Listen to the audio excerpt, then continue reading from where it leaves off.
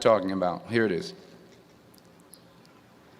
I found that nothing in life is worthwhile unless you take risks. Nothing. Nelson Mandela said, "There is no passion to be found playing small and settling for a life that's less than the one you're capable of living." Now, I'm sure in your experiences in school and applying to college and picking your major and deciding what you want to do with life, I'm sure people have told you to make sure you have something to fall back on. Make sure you got something to fall back on, honey. But I never understood that concept, having something to fall back on. If I'm going to fall, I don't want to fall back on anything except my faith. I want to fall forward. I figure at least this way I'll see what I'm going to hit. Fall forward. This is what I mean. Reggie Jackson struck out 2,600 times in his career, the most in the history of baseball. But you don't hear about the strikeouts. People remember the home runs. Fall forward. Thomas Edison conducted 1,000 failed experiments. Did you know that? I didn't know that. Because the 1,001st was the light bulb. Fall forward. Every failed experiment is one step closer to success. You've got to take risks, and I'm sure you've probably heard that before, but I want to talk to you about why that's so important. I got 3 reasons, and you can pick up your iPhones. First, you will fail at some point in your life. Accept it. You will lose. You will embarrass yourself. You will suck at something. There's no doubt about it. And I know that's probably not a traditional message for a graduation ceremony, but hey, I'm telling you, embrace it, because it's inevitable. And I should know. In the acting business, you fail all the time. Early on in my career, I auditioned for a part in a Broadway musical. Perfect role for me, I thought, except for the fact that I can't sing. So I'm in the wings, I'm about to go on stage, but the guy in front of me, he's singing like Pavarotti. He's just, and he's just going on and on and on, and I'm just shrinking, I'm getting smaller and smaller. So they say, "Oh, thank you very much, and you'll be hearing from us." So I come out with my little sheet music, and it was Just My Imagination by the Temptations. That's what I came up with. So I hand it to the accompanist, and she looks at it and looks at me and looks out at the director and was like, "All right." So I start, I'm going to sing. I'm like, "It's just my imagination. Once again, and then coming away with me." And I'm not saying anything, so I'm thinking I'm getting better. So I just start getting into it. It was just my imagination. Running. This, thank you very much, Mr. Washington. Thank you. So I assumed I didn't get the job. But the next part of the audition, he called me back. The next part of the audition is the acting part of the audition. Now I'm like, hey, okay, maybe I can't sing, but I know I can act. So they pair me with this guy, and again, I didn't know about musical theater. And musical theater is big, so they can reach everyone all the way in the back of the stadium. And I'm more from a realistic, naturalistic kind of acting where you actually talk to the person next to you. So I don't know what my line was. My line was, "Well, hand me the cup." And his line was, "Well, I will hand you the cup, my dear. The cup will be there to be handed to you." I said, "Oh, okay." "Well, should I give you the cup back?" "Oh, yes, you should give it back to me, because you know that is my cup and it should be given back to me." I didn't get the job. But here's the thing. I didn't quit. I didn't fall back. I walked out of there to prepare for the next audition, and the next audition, and the next audition. I prayed. and I prayed. But I continued to fail and fail and fail. But it didn't matter, because you know what? There's an old saying, you hang around the barbershop long enough, sooner or later you're going to get a haircut. So you will catch a break, and I did catch a break. Last year, I did a play called Fences on Broadway. Someone talked about it. Won the Tony Award. And I didn't have to sing, by the way. But here's the kicker. It was at the Court Theater. It was at the same theater that I failed that first audition 30 years prior. The point is, and I'll pick up the pace, the point is, every graduate here today has the training and the talent to succeed. But do you have the guts to fail? Here's my second point about failure. If you don't fail, you're not even trying. I'll say it again. If you don't fail, you're not even trying. My wife told me this great expression. To get something you never had, you have to do something you never did. Les Brown's a motivational speaker. He made an analogy about this. He says, imagine you're on your deathbed, and standing around your deathbed are the ghosts representing your unfulfilled potential. The ghost of the ideas you never acted on. The ghost of the talents you didn't use. And they're standing around your bed, angry, disappointed, and upset. They say, we came to you because you could have brought us to life, they say. And now we have to go to the grave together.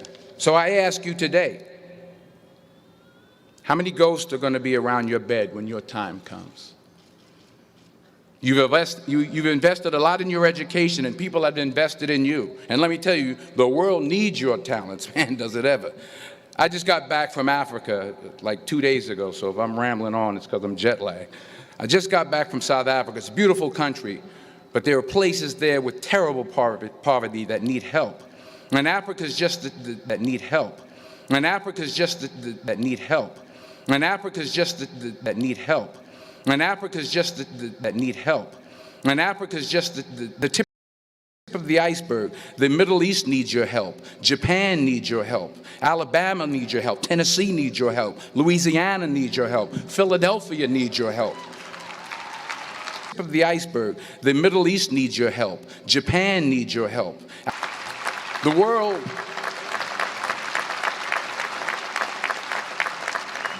world needs a lot, and we need it from you. We really do. We need it from you young people. I mean, I'm not speaking for the rest of us up here, but I know I'm getting a little grayer. We need it from you, the young people, because remember this. So you got to get out there. You got to give it everything you got, whether it's your time, your talent, your prayers, or your treasures. Because remember this. You will never see a U-Haul behind a hearse.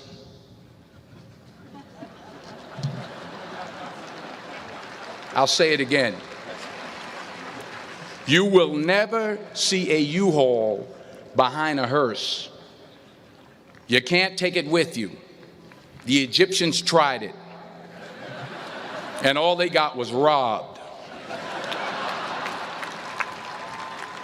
So the question is, what are you going to do with what you have? I'm not talking about how much you have. Some of you are business majors. Some of you are theologians, nurses, sociologists. Some of you have money. Some of you have patience. Some of you have kindness. Some of you have love. Some of you have the gift of long suffering. Whatever it is, whatever your gift is, what are you going to do with what you have? All right, now here's my last point about failure. Sometimes it's the best way to figure out where you're going. Your life will never be a straight path. I began at Fordham University as a pre-med student. I took a course called cardiac morphogenesis. I still can't say it. Cardiac morphogenesis. I couldn't read it. I couldn't say it. I sure couldn't pass it. So then I decided to go into pre-law, then journalism. And with no academic focus, my grades took off in their own direction. Yeah, down. I was a 1.8 GPA one semester, and the university very politely suggested that it might be better to take some time off. I was 20 years old. I was at my lowest point. And then one day, and I remember the exact day, March 27th, 1975, I was helping my mother in her beauty shop. My mother owned a beauty shop up in Mount Vernon. And there was this older woman who was considered one of the elders in the town. And I didn't know her personally, but I was looking in the mirror, and every time I looked at the mirror, I could see her behind me, and she was staring at me. She just kept looking at me. Every time I looked at her, she kept giving me these strange looks. So she finally took the dryer off her head and she said something I'll never forget. First of all, she said, "Somebody give me a piece of paper. Give me a piece of paper." She said, "Young boy, I have a prophecy, a spiritual prophecy." She said, "You are going to travel the world and speak to millions of people." Now, mind you, I'm 20 years old. I'm flunked out of school. In fact, like a wise ass, I'm thinking to myself, maybe she's got something in that crystal ball about me getting back into school next fall. But maybe she was on to something, because later that summer, while working as a counselor at the YMCA camp in Connecticut, we put on a talent show for the campers. And after the show, another counselor came up to me and asked, "Have you ever thought about acting? You're good at that." So when I got back to Fordham that fall, I got in and I changed my major once again for the last time. And in the years that followed, just as that woman prophesied, I have traveled the world and I have spoken to millions of people through my movies.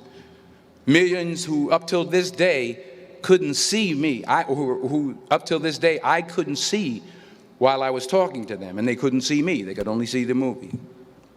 They couldn't see the real me. But I see you today.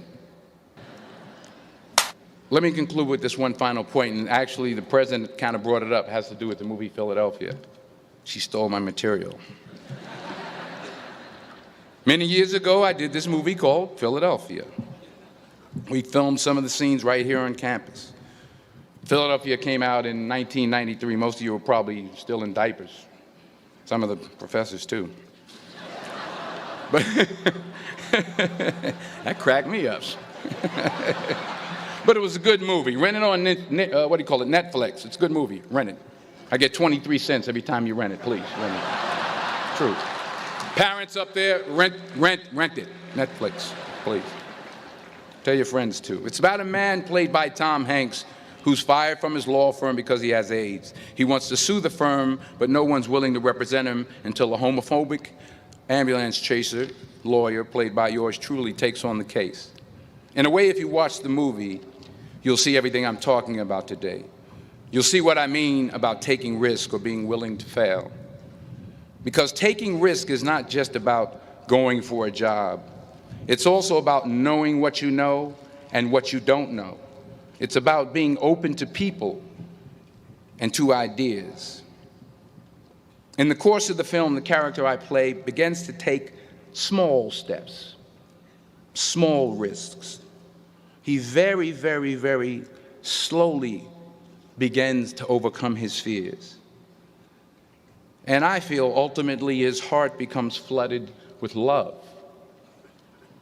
And I can't think of a better message as we send you off today. To not only take risks, but to be open to life, to accept new views, and to be open to new opinions, to be willing to speak at a commencement at one of the best universities in the country, even though you're scared stiff. While it may be frightening, it will also be rewarding. Because the chances you take, the people you meet, the people you love, the faith that you have, that's what's going to define you. So members of the class of 2011, this is your mission. When you leave the friendly confines of Philly, never be discouraged, never hold back, give everything you got. And when you fall throughout life, and maybe even tonight after a few many glasses of champagne, remember this: fall forward. Congratulations. I love you. God bless you. I respect you.